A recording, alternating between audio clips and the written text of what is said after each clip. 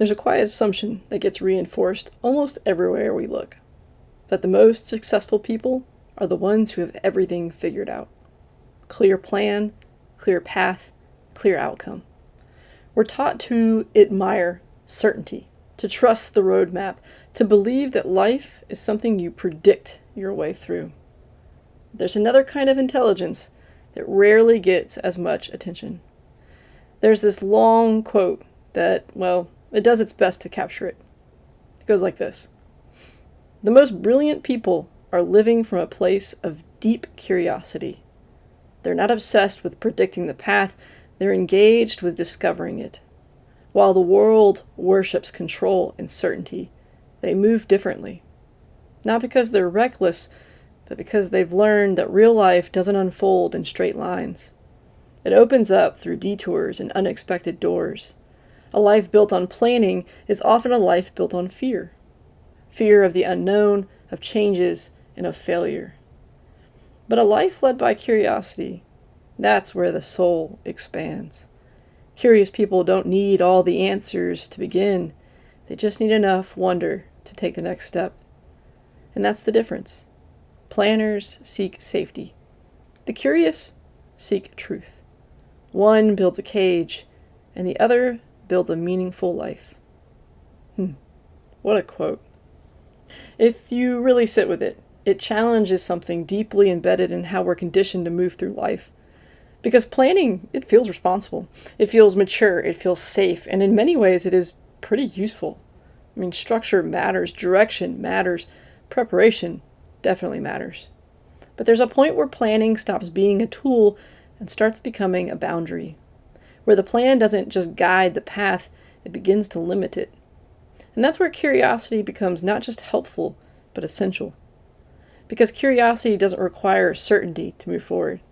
It doesn't demand a guarantee before taking a step. It simply asks, what if? What if I tried this?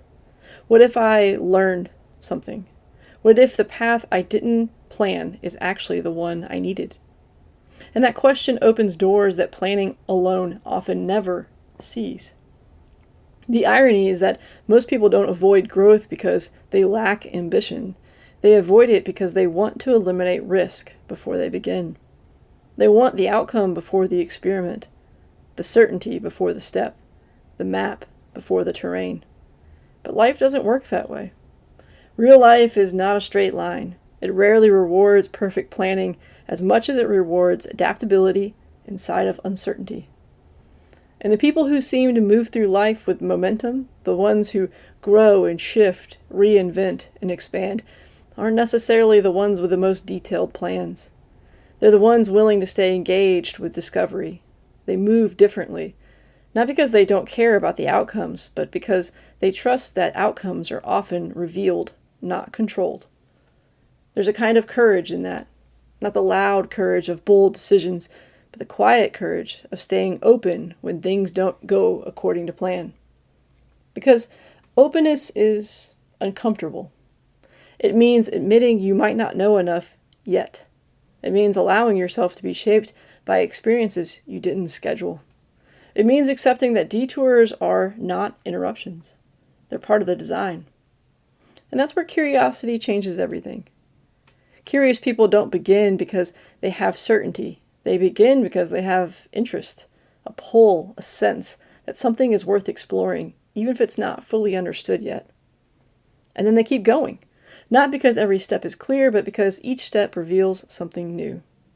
And that's how growth actually happens. Not in a straight line from A to B, but in loops and revisions and pauses and unexpected turns that only make sense in hindsight. Which means the goal is not to eliminate uncertainty. The goal is to become someone who can move inside of it. Because when you remove curiosity, planning can become a cage. Everything must fit the system. Everything must confirm the expectation. Nothing can deviate.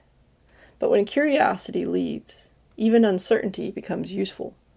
It becomes information. It becomes direction. It becomes part of the story instead of an error inside of it. And over time, something shifts. Life stops becoming something you're trying to control and become something you're learning to engage with. Not perfectly, not predictably, but meaningfully. And maybe that's the real distinction being pointed to here. Planners seek safety, and safety only. But the curious, their ultimate goal is truth. And truth rarely arrives in a straight line.